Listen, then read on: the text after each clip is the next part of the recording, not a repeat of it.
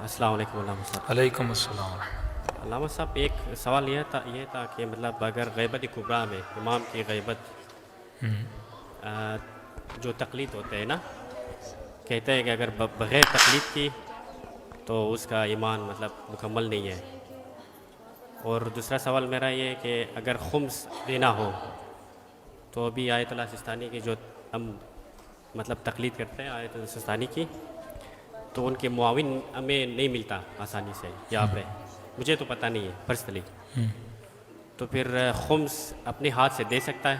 بندہ، مطلب 5 میں 1 پھر اس کو 3 حصے کر کے سادات اور سمیمام اور سلس جو غیر سادات ہیں ان کو اپنے ہاتھ سے دے سکتا بندہ؟ یہ میرے سوال ہے۔ دیکھیے، غیبت کبریٰ معصوم میں پہلے سمجھیں ایک تھی غیبت صغریٰ، چھوٹی غیبت، جو اٹس اباؤٹ 350-60 ایئرس چلی،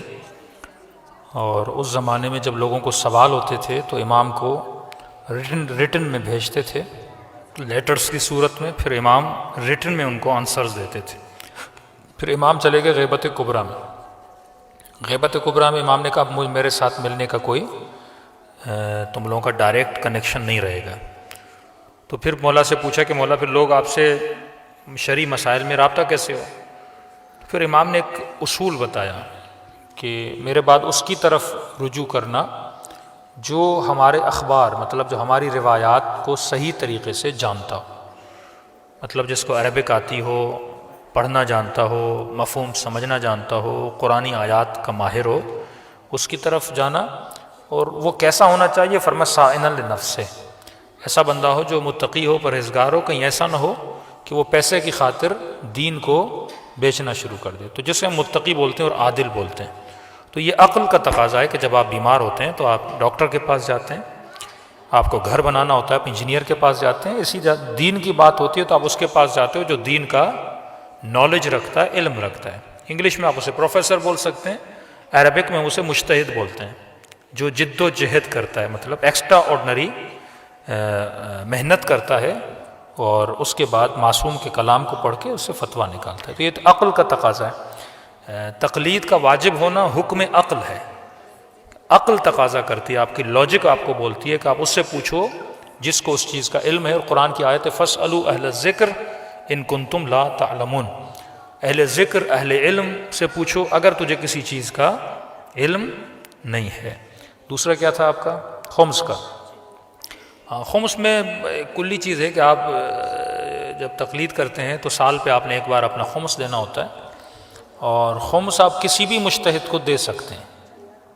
ٹھیک ہے نا؟ ضروری نہیں آسستانی کے مقلد ہیں آسستانی کو ہی دیں، آپ کسی بھی مجتہد کو جو مجتہد معروف ہے کہ یہ مجتہد ہے، نائب امام ہے، آپ ان تک خمس پہنچا سکتے ہیں۔ اور اس میں پھر نائب کا مطلب یہ کسی کے پاس بھی اگر اجازہ ہو مجتہد کا تو آپ اسے دے سکتے ہیں، یا فون پہ اس سے بول سکتے ہیں کہ بھائی میں آپ تک پہنچا نہیں سکتا، آپ مجھے پرمیشن دیں، تو آپ کو بولے گا ٹھیک ہے ہم نے آپ کو 40% 50% پرمیشن دی۔ اور پرمیشن مطلب یہ نہیں کہ آپ خود خرچ کریں، پرمیشن کا مطلب یہ ہوتا ہے آپ کو کہیں غریب نظر آتا ہے، کوئی مسجد ہے، کوئی مدرسہ ہے، کسی مومن کا آپریشن ہو رہا ہے، کسی کی بیٹی کی شادی ہو رہی ہے، جو انٹرنل پرابلمس ہوتے ہیں مومنین کو، آپ وہاں پہ لگا سکتے ہو، تو اس کا پھر خاص حصہ ہوتا ہے۔ سیم امام کا ایک حصہ غریبوں پہ خرچ ہوتا ہے، ایک حصہ فروغ دین، یعنی کہیں پہ بھی آپ ایسا لگا سکتے ہو جہاں سے دین کو بڑھاوا ہو، وہ بکس ہو سکتی ہیں، وہ کوئی میڈیا کا ایسا کام ہو جس پہ دین بڑھ رہا ہے وہ ہو سکتا ہے، وہ مسجد کا بنانا ہے وہ ہو سکتا ہے، وہ کسی عالم کی ہو، تو اس میں پھر خاص حصہ آپ نے مجتہد کو بھیجنا ہوتا ہے، کیونکہ وہاں بھی پھر مدارس مراکز چل رہے ہیں، تو نارملی 40% کا اجازہ مل جاتا ہے، 60% آپ نے دفتر میں جمع کرانا ہوتا ہے۔ اب ابھی نہیں جا سکتے، جب کوئی ایران جا رہا ہے